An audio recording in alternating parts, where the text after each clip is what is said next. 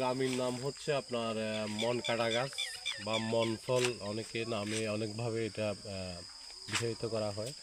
এই গাছটা দেখতে মানে অনেকটা হচ্ছে এই যে মন কাটা গাছটা, মন কাটা বলতে এখানে আপনার এই যে কাঁটাযুক্ত আছে, এই কাটার কারণে এটাকে এই যে ওনার এই কাঁটাগুলো দেখেন, এখানে দেখা যাচ্ছে কিনা আমি শিওর না।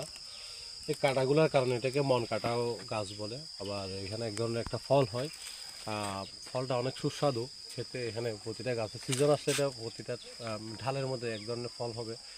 ফলটা পাকলে এটা আমরা ছোটোকালে আমরা কী করতাম, এটা তুষের মধ্যে দিয়ে বা কুড়ের মধ্যে দিয়ে বা কোনো একটা এর মধ্যে গরমের মধ্যে রাখলে এটা পেকে যেত, অনেক সুস্বাদু। আবার এটা দিয়ে আমরা ছোটোবেলায় লাড্ডুম খেলতাম, লাটিম খেলা যেটা বলে, ওই লাটিমই খেলতাম।